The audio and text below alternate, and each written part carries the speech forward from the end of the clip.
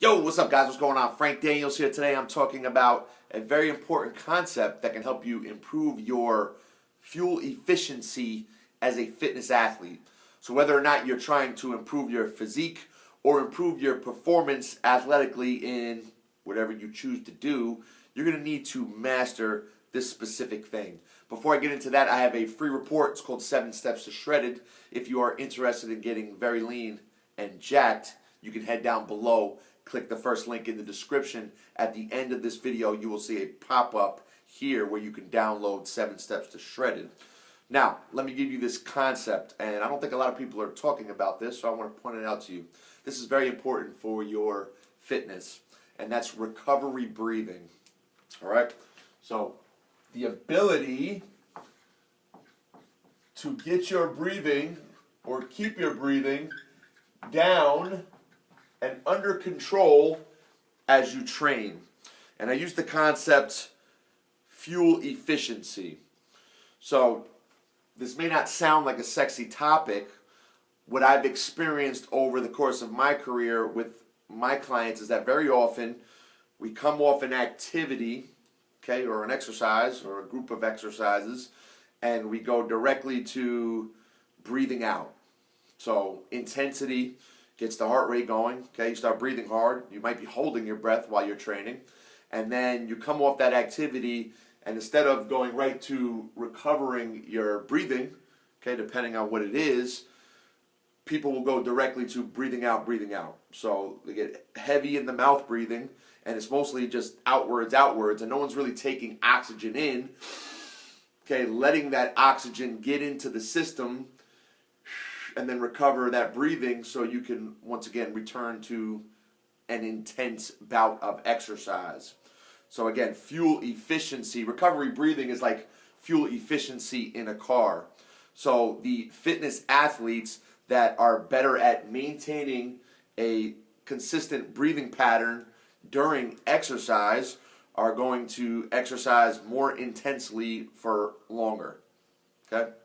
As compared to people who don't control their breathing, they're not going to maintain intensity for long enough. So who gets in better shape? The individual who can go harder for longer, or the person who needs to cut out earlier in the session, okay, because they're not maintaining their breathing. And again, I wanted to talk about this because I don't think people really understand how important this is. So if you're going to come off a set of an exercise and just start gasping for breath and not understand how important that oxygen is to help you recover so you can get your heart rate and your breathing back down under control so you can return to high intensity, you're just missing out on a big portion of what fitness actually is. So again, you want to be able to go harder for longer. That's the person who wins over the course of the long haul, right? Than the person who's got to cut out earlier because they can't control their breathing, right? So what I'll constantly see as a trainer is people come off a set and they just start gasping for air, usually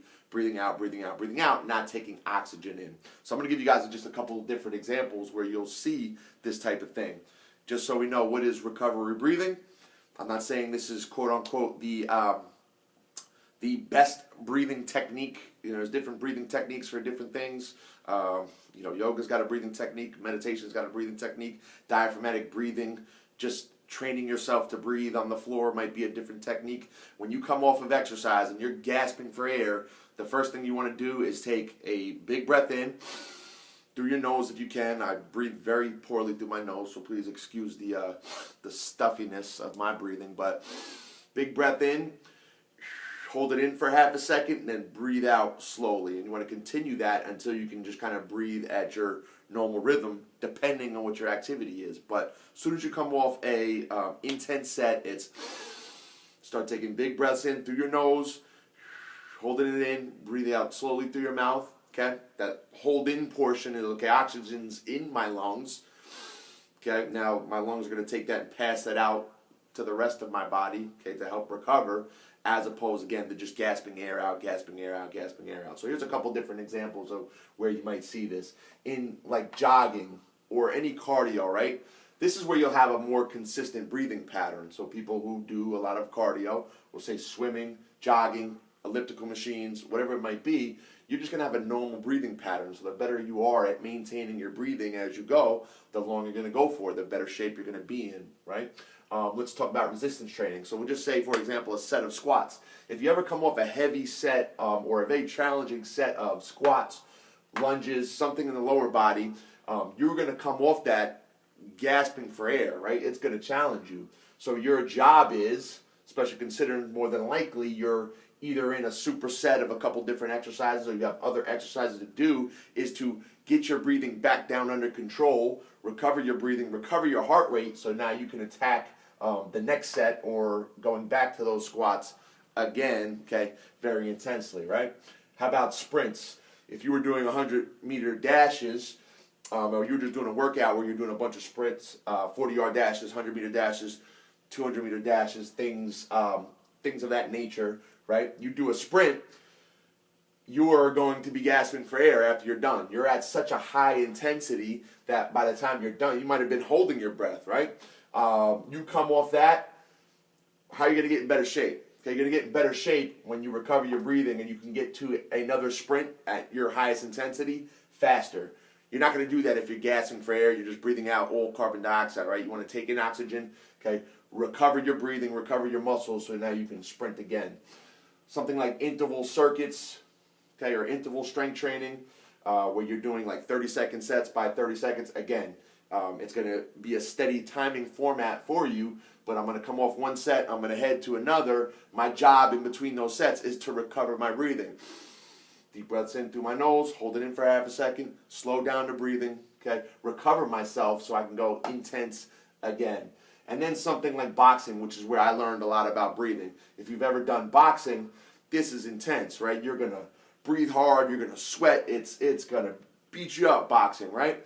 And usually what's happening is you're snapping out punches and you're breathing out as you're doing it. So you get this kind of tss, tss, tss, and you're really going after that stuff. So boxing is this combination of anaerobic exercise, so very high intensity stuff, with aerobic exercise at the same time. It goes on for a long time at a high intensity. Boxing, mixed martial arts. So the best boxers, the best mixed martial artists are the ones who control their breathing. So say you throw a flurry of punches, you snap them out.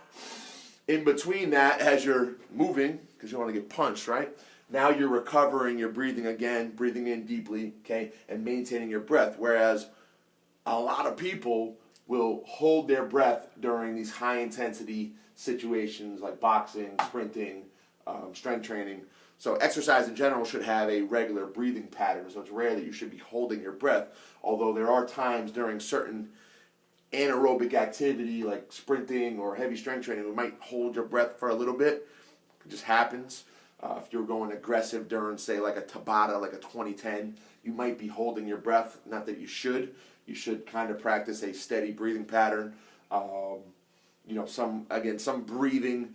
If I'm doing a heavy deadlift, it's not steady. I'm going to really clamp down on that breathing. Whereas, say, if I'm jogging, that's nice and smooth. So they're different, right? It's a different intensity depending on what the intensity of the activity is.